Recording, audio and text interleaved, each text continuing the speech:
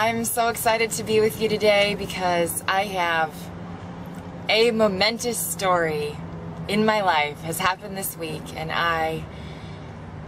I'm still in shock, really, of what's been happening to me and Vince. We've just had a huge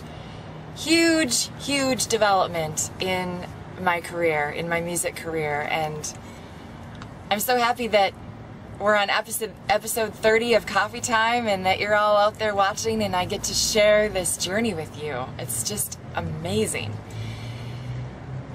So before I tell you the story of basically how I've been discovered this week musically, my dreams are coming true, I want to just give you a little of the backstory of what happened in my heart leading up to this moment of being discovered. So this week I've been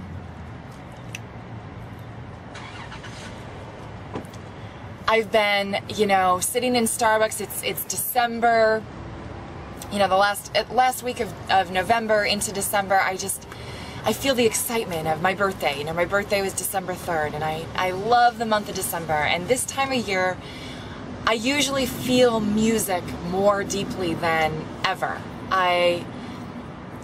This is a romantic time of year for me. It's when I was born, obviously. I can't believe it. I just can't believe it. Do you know what day it is today? It's your birthday. You know what? It should be a national holiday. I'm so excited. We're going to have streamers, balloons, music, cake, and pin the tail on the donkey.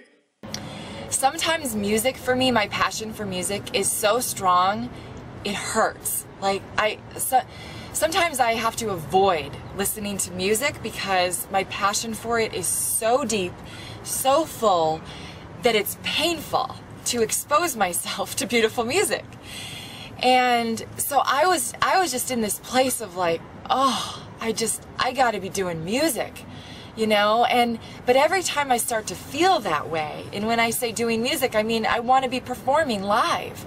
I want to be on a stage with good sound and an orchestra, or at least a great piano player, and being able to sing duets with great singers and a big audience, and I want that. I want those live performing opportunities, and when you've been going at this for as long as I have, I started taking voice lessons when I was 16, and I've been playing piano since I was 4.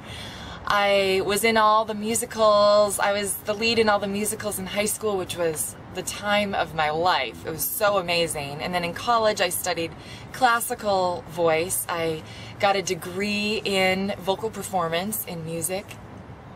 And I was on a track to be an opera singer, but that wasn't really what my passion fully was, and so I didn't do that. I didn't go on to grad school to be an opera singer, but that was my training. And and since then, the last 10 years, 11 years since college, I've been doing a lot to try to advance my music career. I auditioned for The Voice, the TV show. I didn't even make it past the first round.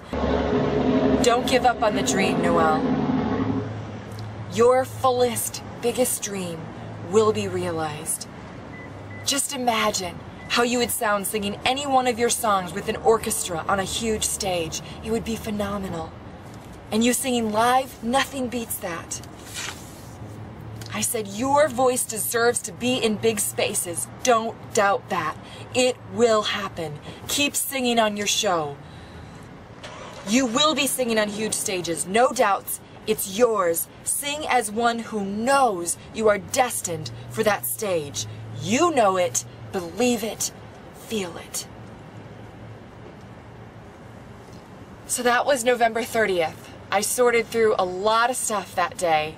I wrote 2 songs, and then when I went to record them on December 2nd, the day before my birthday, I was right here in the van, and I felt free. I had worked through all of the disillusionment. I had renewed the dream, and I told myself, it's gonna happen.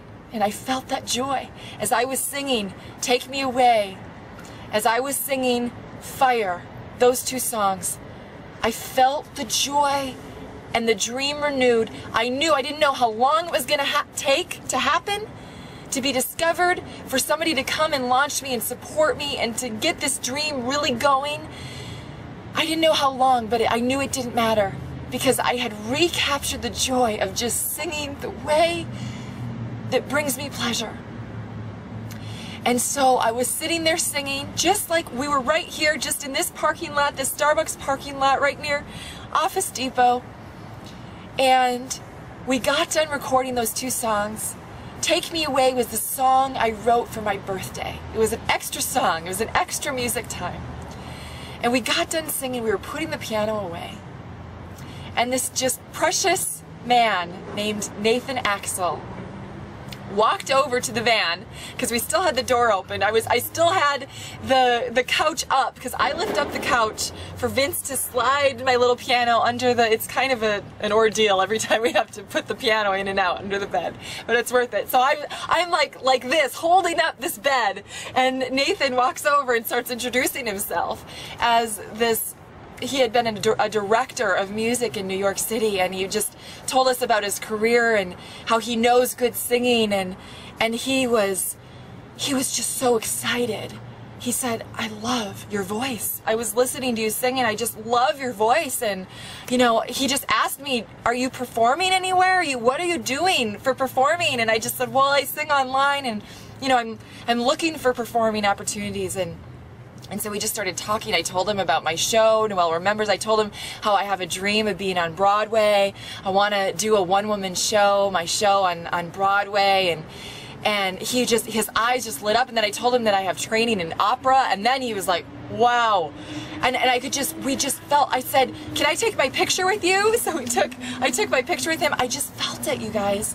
I just knew that this was my moment. I could feel his energy. I could feel that he had connections and that he was just a kindred spirit. And I've written so many times this month that something was going to happen on my birthday. I think I told you that a couple weeks ago, that I knew something big was going to happen on my birthday, that life had a surprise for me, that life had a birthday gift for me. So it was about 4 o'clock in the afternoon, and I was getting ready to talk to my parents and tell them the story of Nathan Axel discovering me and how exciting that was. So I'm waiting for my mom to call me back, and the phone rings. And I was like drinking my coffee, and I waited a little bit because I'm like, it's my mom, you know. Love you, Mom. And I'm like, she can wait, you know. So I'm like, okay, I'll answer it. And it wasn't my mom, and it wasn't Nathan. It was this amazing man named Isaac Krieger, who is an opera singer and a director of a musical production opera company right here in Orlando. And he called, he said he saw a video that Nathan sent to him. So that morning I had sent Nathan an email with the video of Take Me Away. And he must have forwarded that to Isaac, his friend Isaac, the opera singer. And so Isaac's calling me now saying, "I saw your video. Me and my wife have this production company, and we love your voice. We loved your video. Your voice is right in the pocket," he said. And he said, "We do musical theater, we do opera music, we do classical and Broadway, mostly Broadway, leaning more towards Broadway, and we travel around Florida performing on beautiful theaters and stages, and we were very interested for a soprano to join our company, and we're very interested. We'd love, you know, to know if you're interested." And I said, "Well, yeah, I'm interested." And so we made a date to go to their house to do the official audition and meeting and everything. So hi, everybody.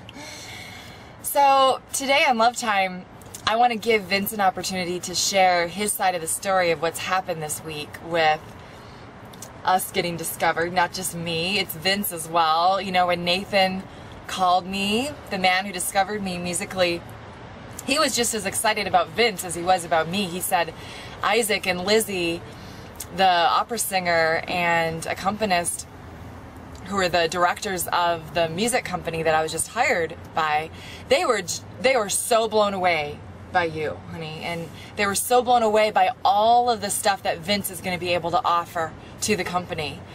And so just tell us a little bit about what that experience was like at that audition for you. Yeah, it was that day was very you were nervous and just so full of energy, and I was too. I couldn't settle down. I couldn't focus or find a relaxing place to be because I just felt the bigness in it when it was coming, and I had no. We both felt it. I had no thoughts of myself. I hoped that I could, you know, help out with some costume changes or the sets or, you know, a few things just so I had something to do. And when we were meeting with them and I told him my background, he said something like, he made a joke to Noel saying, well, I don't even want you anymore, I just want him. And I, you know, felt really good. He was really excited, you know. And we, after talking, you know, I'm going to design with him and build a website for him to start off. He doesn't have one yet. And work on doing demos of his show and promos for the show, and running the sound and recording the video so that we can, and recording a CD of the performances. And so I have quite a bit to do, and it's really exciting to know that it's not just going to be me hanging out and you know, needle and thread if there's a little rip in a costume. I'm actually going to be running the sound and videotaping everything. And yeah, they have a full position, hired position for Vince. Yeah, so like I'm going to have a job too. They've been looking for somebody like him to do all the technical aspects. And then that scene goes on too long, and then we're back in the regular key. Okay.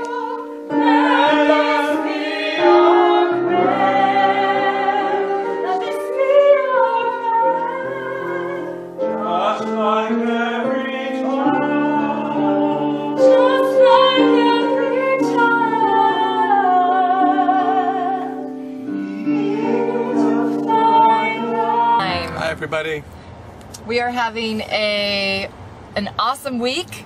We had our first work session at the Musical Theater Opera Company, and we went there for our first session, and Vince and Isaac went right into the kitchen of their house and started working on the website, and Lizzie and I worked on the songs for the show. So Vince, what has been your experience this week with all of this?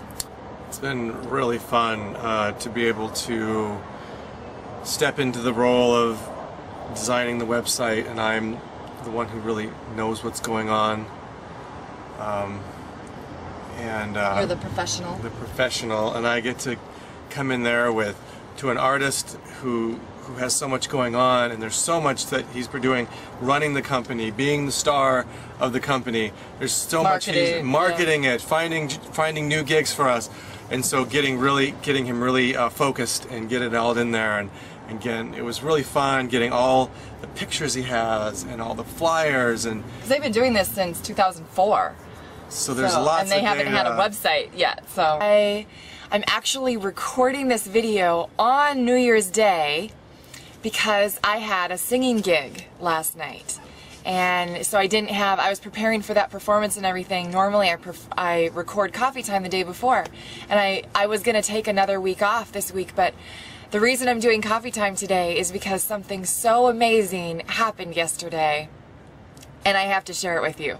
So I'm doing this impromptu recording of Coffeetime because I'm so excited to share this story with you of what happened in the performance yesterday. But before I do, I just want to tell you a little bit of the story leading up to this music concert that I did yesterday. I have been in an intense month. The month of December. Oh man, it all started, you know, with getting discovered in my van when I was sitting right here in this very same parking lot outside of Orlando, outside of Starbucks over there, just singing my heart out, and this guy came over and got me connected with Nathan Axel, came over and heard me singing in the van and got me connected with this musical theater opera company, and it just started this month of reawakening, and so I feel free. I mean, I feel so different than I've ever felt as a singer, and yesterday proved that. So throughout this month of December, I've had this feeling like something big was going to happen. You know, we've already had big things happen, but I felt like something bigger was going to happen. I felt like I was going to do a performance. Like maybe somebody was going to call me up, like somebody famous was going to call me up and I was going to be launched on a big stage or something, because I just felt it. I was like, I'm ready. This is a life. But this was like intense. It was like if I didn't get up on a stage and sing, I was gonna explode. I mean, it was just like, I was like a rocket just about to take off, or like already taking off. And like, it was just the energy I felt every day of December for this has just been intense. And I just have had this vision of something's gonna happen. I need to release this. And I'm like, sometime in December, I'm gonna be able to release this, you know? But for a long time, it didn't seem likely because nothing was really moving towards a solid type of performance. You know, with the musical theater opera company where I was hired, their first date for their first actual booking isn't until the end of March. And I mean, I've been all ready just to like, as soon as I got hired with them and we had that opportunity, I was just like, I'm so ready. I thought he was gonna start in January. So we did this amazing performance yesterday. I did my full show. We brought my piano in and stood it up so that I could stand and play and sing. So it was the best of all worlds. It was at an assisted living facility right here in the town where we're staying outside of Orlando. It was assisted living. There were 52 residents there. You know, so some of them are depressed. You know, a lot of them are broken. And so it's a blessing to sing for them because they're just hungry. They're just open, you know? It's not like singing in a bar where everybody's drinking and somebody might hear you, you know? And like they're in their reverie and they're kind of sleepwalking through. And you say, I am a superhero. I am destined to give love and joy and my gifts to the world. Then what happens is you can give it. You can give it. And here's what happened. I was free. My voice was so free. I was so full of joy. I was so full of life. And there was stuff that happened yesterday in that performance, like external circumstances, like they were eating and there was noise and not everybody was listening the whole time, and none of it bothered me.